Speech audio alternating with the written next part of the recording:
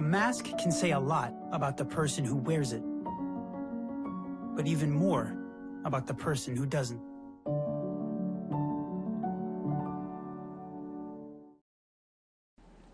This should be a moment for national unity, where we all pull together as Americans to meet this challenge head on with the same might and muscle that put a man on the moon. Seeing the humanity in one another and doing our part to help our country get through this. Instead, our head of state has spent the past 7 months denying science, ignoring his own health experts, stoking distrust, fomenting anger, and giving comfort to those who spread fear and hatred and division. Just last week, the President of the United States stood before the American people and refused to condemn white supremacists and hate groups like these two Michigan militia groups.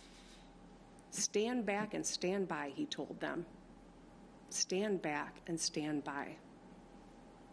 Hate groups heard the president's words not as a rebuke, but as a rallying cry, as a call to action.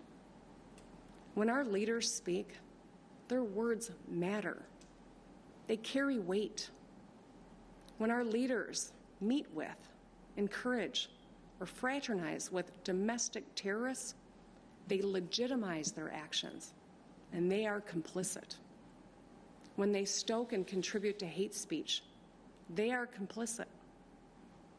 In 1981, President Ronald Reagan spoke to the NAACP's annual convention, and his comments stand in sharp contrast to what we have seen on the national and state level from his own beloved party in 2020.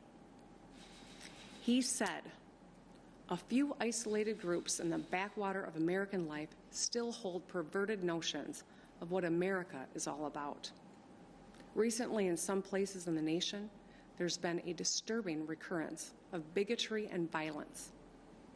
Then Reagan sent a direct message to those who still adhere to senseless racism and religious prejudice. "You are the ones who are out of step with our society," he said. "You are the ones who willfully violate the meaning of the dream that is America.